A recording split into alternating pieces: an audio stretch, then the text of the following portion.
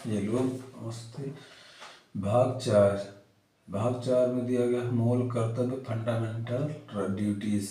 अनुच्छेद 51 का में कहा गया है भारत के प्रत्येक नागरिक का यह कर्तव्य होगा कि वह का में कहा गया है संविधान का पालन करे और उसके आदर्शों, संस्थाओं, राष्ट्रध्वज और राष्ट्रगान का आदर करें। ठीक है। स्वतंत्रता के लिए हमारे राष्ट्रीय आंदोलन को प्रेरित करने वाले उच्च आदर्शों को हृदय में संजोए रखें और उसका पालन करें। में कहा गया भारत की प्रभुता, एकता और अखंडता की रक्षा करें और उसे अक्षुण्ण रखें। में कहा गया देश की रक्षा करें और आह्वान किए जाने पर राष्ट्र की सेवा करें, मतलब उसमें उपस्थित रहें। 5 में कहा गया है कि भारत के सभी लोगों में समान भ्रातृत्व की भावना का निर्माण करें, जो धर्म, भाषा और प्रदेश या वर्ग पर आधारित सभी भेदभाव से परे हो। ऐसी प्रथाओं का त्याग करें जो स्त्रियों के सम्मान के विरुद्ध हो।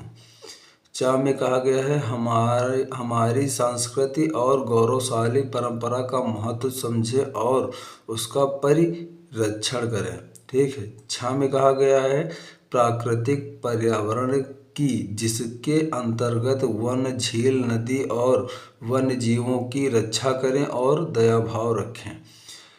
में कहा गया है वैज्ञानिक दृष्टिकोण, मानववाद और ज्ञान अर्जन तथा सुधार की भावना का विकास करें।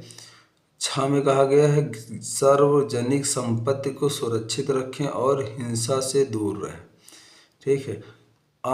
में कहा गया है कि व्यक्तिगत और सामूहिक गतिविधियों के सभी क्षेत्रों में उत्कर्ष की ओर बढ़ने का सतत प्रयास करें, जिससे राष्ट्र निरंतर बढ़ता रहे और ऊंचाइयों को छू ले।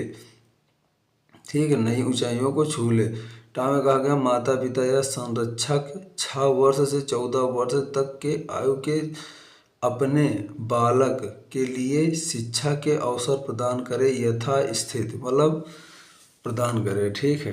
तो ये हमारा भाग 4 का है मूल कर्तव्य फंडामेंटल ड्यूटीज। इसके